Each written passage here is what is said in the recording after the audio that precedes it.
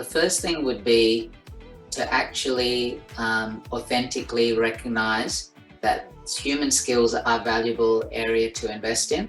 When we say it's, really valuable, what I'm talking about is, you're actually investing the time. They're actually not small things, as we all know as leaders, that's talking about communications, it's talking about engagement, it's talking about training. It's actually a lot of things that you need to do. And I think we do a lot of those things in the more technology space as a default. Almost always, when we talk about the A team, we're actually looking at a lens of technology. It's very rarely I would say, with a technical program where we go, oh, but this is the best person to do this because of this human skill.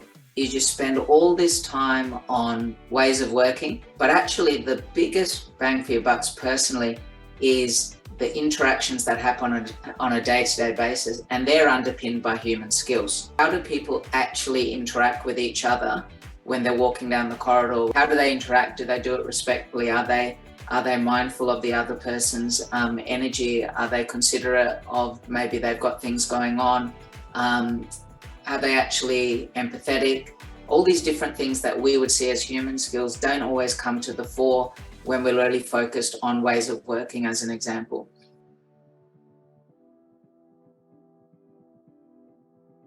When it comes down to the team level, it's a real heady mix of different opinions and focus. And that's one reason I would say I'm sort of a firm believer in smaller is better. I really think when you've got those smaller teams, you generally have less misalignment, if you like, in regards to that human skills focus. And as a practical level, I think one of the things is to really establish these behaviours as early as possible. It's got to be driven from the team on the ground. And I think that generally gets a lot better buy-in because it's actually the team that's created those things. What it effectively became is we did that concept of shared values. So for example, we all got in a room and we actually talked about, what do we want to be known for? And it wasn't about, oh, we want to do the fastest implementation of this technology. It was about, we want to be honest, we want to be authentic, we want to attend meetings on time, some very basic things as well as some really important things. But it's actually even more powerful when somebody within the team is bottom up driving it.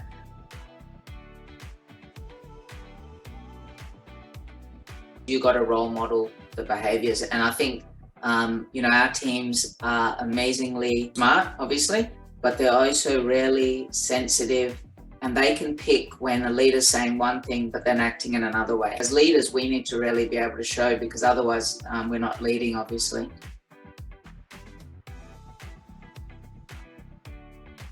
Whether you call that human skills or basic management, I think the one thing I would call out is conflict's normal. You'll be more attuned to conflict, I think, when you look at the human skills, but you need to not jump at shadows. But if it is something that needs your intervention, you really need to lean in and get involved, because otherwise as a leader, you're not actually showcasing what the expectation you're going to have on the team when they see conflict that's not acceptable.